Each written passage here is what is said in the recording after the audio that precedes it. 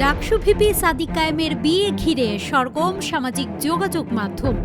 নানা আলোচনার কেন্দ্রে এখন তার ব্যক্তিগত জীবন, কে হচ্ছেন তার জীবন সঙ্গী, কবে ও কোথায় হবে বিয়ের আনুষ্ঠানিকতা এবং পুরো আয়োজন নিয়ে কি পরিকল্পনা করা হয়েছে।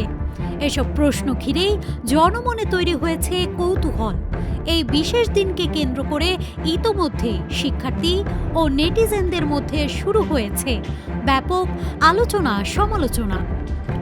বিয়ের খবর ছড়িয়ে পড়ার পর থেকেই সামাজিক যোগাযোগ মাধ্যমে বিষয়টি নিয়ে নানা আলোচনা চলছে। বিশেষ করে ডাকসু নেতা মাজহারুল ইসলামের তৈরি করা একটি বিয়ের কার্ডের ছবি ফেসবুকে ছড়িয়ে পড়ার পর বিষয়টি আরও বেশি নজর কাড়ে।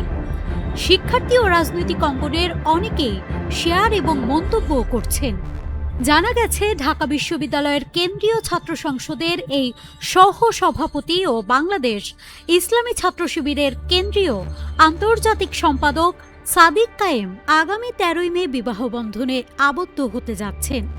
বৃহস্পতিবার সাদিক কায়েমের ঘনিষ্ঠ একাধিক সূত্র জানায়, তার হবু স্ত্রীর নাম আনিকা ফরায়েজি, পেশায় একজন এমবিবিএস চিকিৎসক। তিনি আনিকার গ্রামের বাড়ি কুমিল্লার 14 গ্রাম উপজেলায়।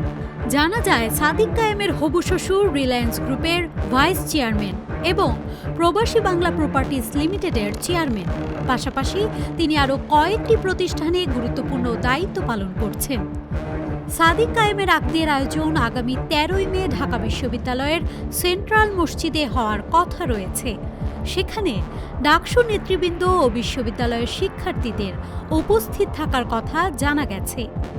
একই দিনে রাজধানীর একটি কনভেনশন সেন্টারে মূল অনুষ্ঠান আয়োজনের পরিকল্পনাও রয়েছে। নিউজ ডেস্ক, মানব জমিন।